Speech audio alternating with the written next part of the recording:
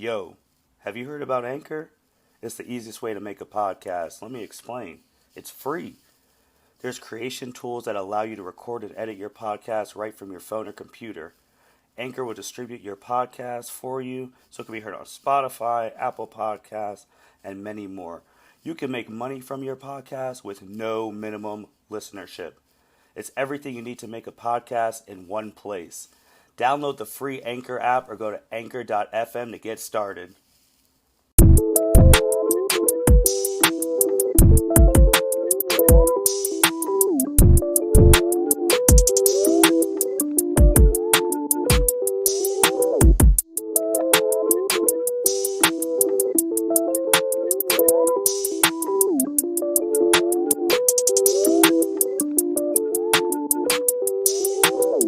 Welcome, everyone, to the L7C Podcast. Today, we have a very special episode for you all today. Making her debut on the L7C Podcast, we have Dr. Kassie Lowery. How are you doing today, ma'am?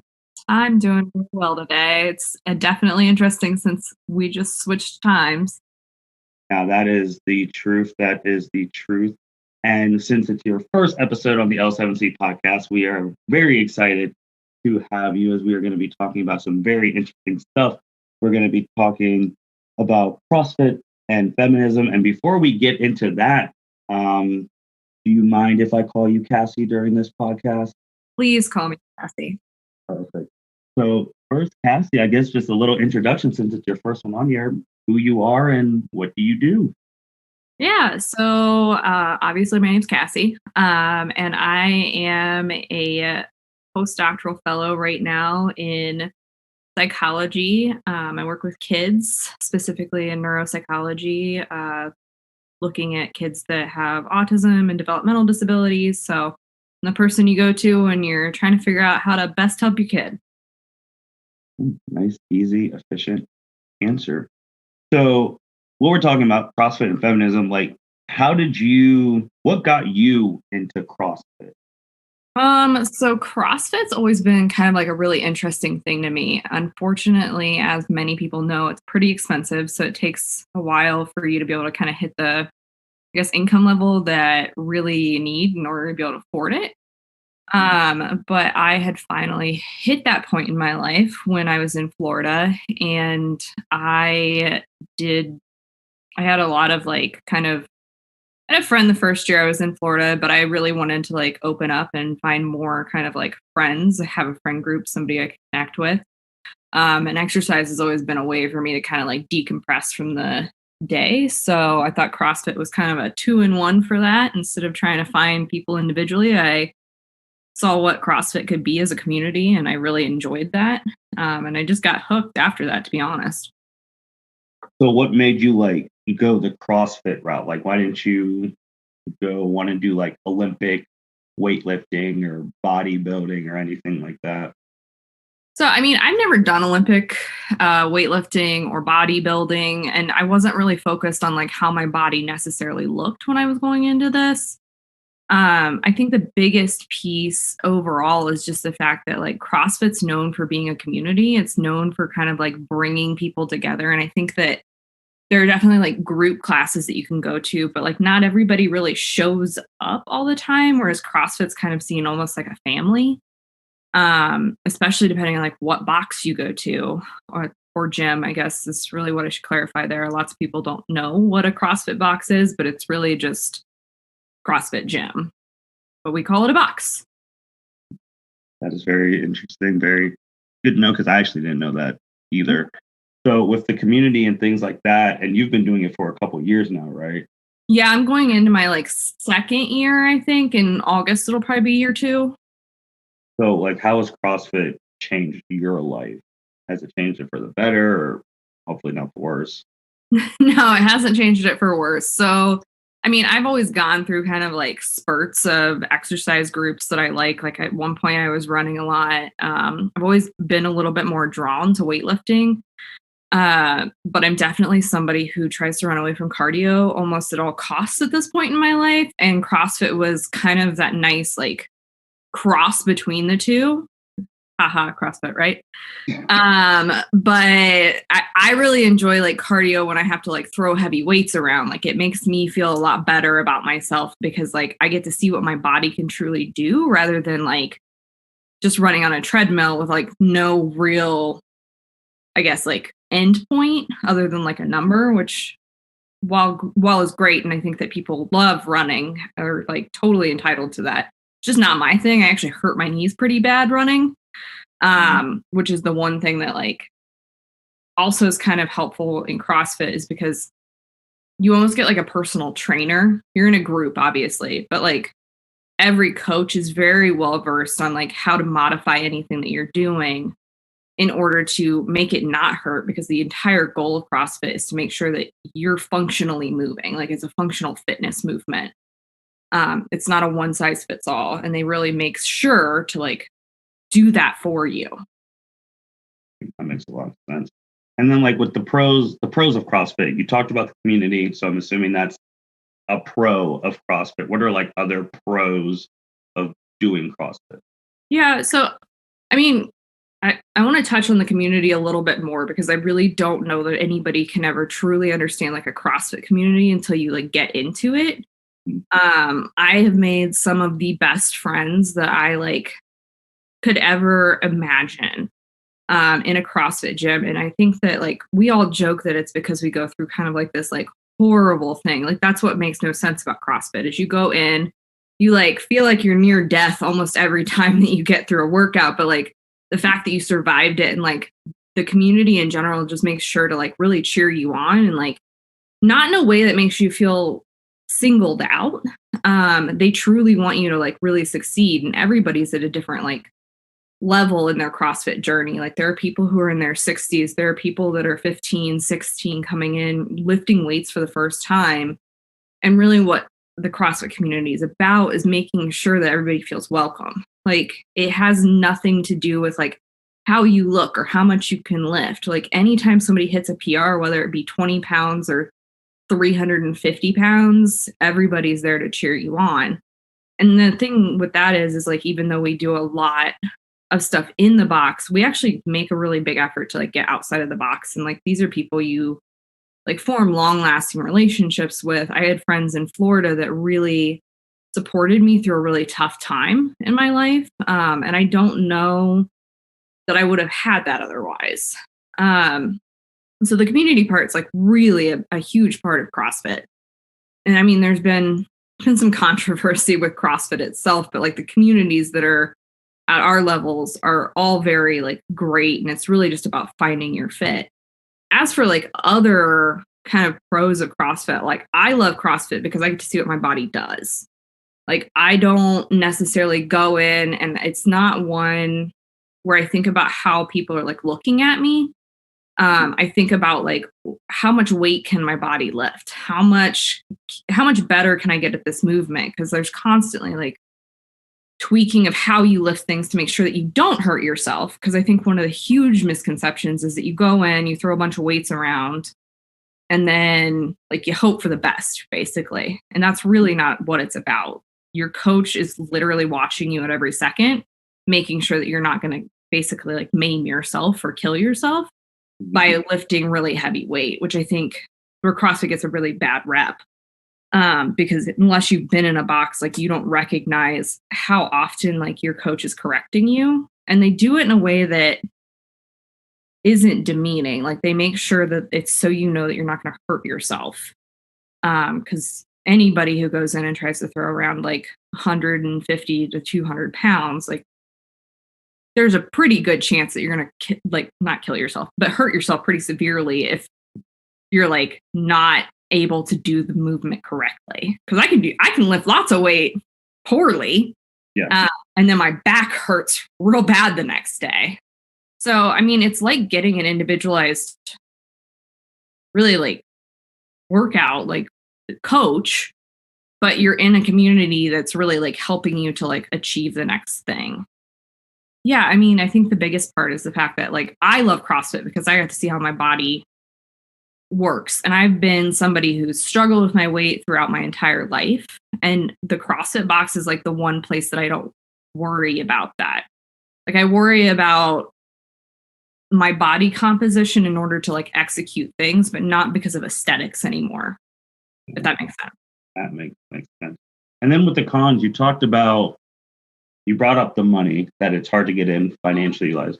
How, like, where is the starting points money wise to get into a CrossFit box? So, I mean, I will say that one of the biggest things I think people need to recognize is like it's about your priorities. Like it has to do with kind of like where you're able to like figure out what can I do without and what can I do. For me, it was kind of a threefold where I was like, well, this makes sense for me spending money on it because like I need friends and I need somewhere to de-stress. And then I'm already paying for a gym membership. So like, why don't I just do something that I love instead of going to, and I love Planet Fitness. It was a long-term thing that like I really loved going and working out. Mm-hmm. But I was already paying money into, albeit a lot cheaper of a gym, but like I didn't have any friends. Like I walked in, I walked out, and that was it. So I think that like most people can make it work if you're like a working professional at this point.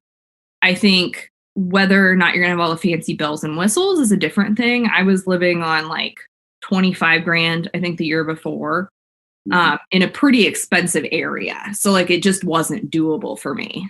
But the second year, like it's something that I've made fit into my budget because I know I need it and because it's something that I love. So like, I think if you really like balance it out and figure out like, well, what things like am I getting out of this membership?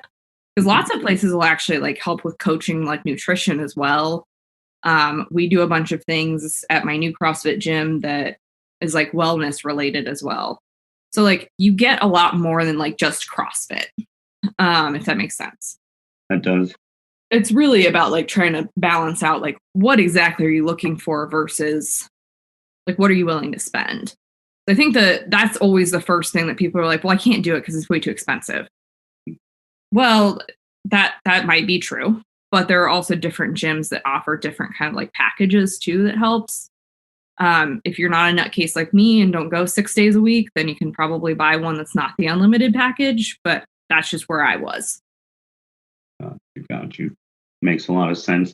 We're going to switch gears now, talking about some feminism. And Kassie, A, what is feminism? B, why is it important to you? And C, why it should be important to everyone? Yeah, so I think feminism is an interesting one because I don't know that necessarily everybody agrees on what feminism is. I think a lot of men hear it and they're like, oh, like that means that they hate men. And that's really not. That's not how it should be. And that's not really how I see it. I think feminism gets a bad rap because of its name. But I think that feminism at its core is we are equals. Like we're not beneath anybody else. We can do the things that other people do. And I think that that's really kind of where that feminism piece comes in. And like, it's something that I think as you get older, and maybe I might be wrong, I'm a millennial, so maybe Gen Z is a little bit better with this at this point. But I think as I got older, it became more prominent for me, especially like being in a working profession, being in different like areas and groups. I don't know that it's something I necessarily thought about until recently. So I think just in general, like it's that fight for equality, like many people are fighting for. Makes sense. Is there any like connection with the two topics, like feminism and CrossFit, or like feminism in CrossFit? Is there any connection like that? Yeah, so I think that in all honesty, like the reason that I really love CrossFit is partially because I think it made me a feminist that I didn't know I was. As I said before, like a lot of times we go into these gyms and we really want to like fix our fitness. We want to lose weight. Like I'm somebody who's struggled with my weight since I was probably like 9. It's just not something that is easy. I like food and food doesn't always like me back. But the thing is like a lot of times people are like, well, what do I wear to a CrossFit gym? Like, can I wear this? Can I wear that? And you hear this a lot from women, especially for women who are just starting. And the resounding kind of answer to that you always get from like more seasoned CrossFitters is nobody cares. Like, wear whatever you're comfortable in as long as you can lift the weight and like do what you want. Like at the end of it, we're all just trying to survive. Like you get to the end, you have sweat angels, there's sweat dripping everywhere. I don't care what Rhonda's wearing. Like, I don't care what Beth's wearing. I just want them to feel good about their workout at the end. And when I started CrossFit, I stopped thinking about weight loss. I stopped thinking about how my body fits into the way that like commercial magazines expect me to look. Like I started caring about the fact that I can squat 285. Like I can deadlift lots of weight. And that is kind of where that like kind of started to come into it. Because when you're in CrossFit, there's not a male and a female workout. We all do the same workout. Physically, women can't lift quite as much as men, but I do know that there are a lot of women in my gym that can lift more than most of the men. And I think that that's really empowering. And I think that started, if you can do that in a gym where you're throwing around 200 to 300 pounds, like why is that not the case in the real world? Like you never hear somebody say like, oh, you did like a good job, like back squatting that for a girl or anything like that. You hear them say like, that was an awesome dead squat. That was an awesome back squat, or that was an awesome deadlift. Like you killed it. And I think CrossFit just kind of gives a lot of women the room to be, if that makes sense. Like you get to be a person. You're not there for like men's enjoyment. Like you're there to further like your own strength and be your own person. And I always forget who quoted it, but I think it might have been Dottier. She's a big CrossFitter in the CrossFit world. And she basically said that women need iron because it unfucks us. Like we think that we always have to be small and take up less space. And like iron as in like an iron bar really teaches us to take up space and to really like be there. And I can probably find the quote, but it's one of those quotes that just kind of like follows me around. And if I could get it tattooed on my body without it like looking like a book and a chapter book, I would do it. But I don't know that I can withstand a needle. I can lift heavy weights, but the needle might be too much. Yeah. So I guess with that, you brought up the clothes thing. Did you see that when you were going to Planet Fitness or other gyms that women cared about what they were wearing in those gyms compared to obviously a CrossFit gym? I mean, for myself, I definitely felt less comfortable walking into a gym with less clothing than what would cover my entire body. I think that there are definitely women who are very comfortable wherever they're at, but they tend to be more of kind of what you think of as like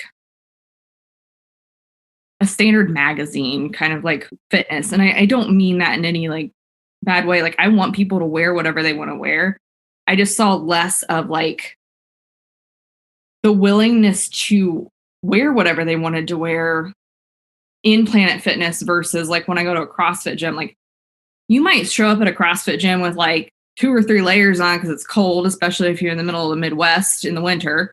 And by the end of it, like regardless of the size of your body, like you might be down to a sports bra and like short shorts. And that's just not something that I saw at Planet Fitness. And I don't want to say that that's because it's like Planet Fitness, but I think that it lacks that community and that kind of like camaraderie almost, because like we're all going through the same thing. Whereas at Planet Fitness, you kind of go in, do your thing, and like you leave. Mm-hmm.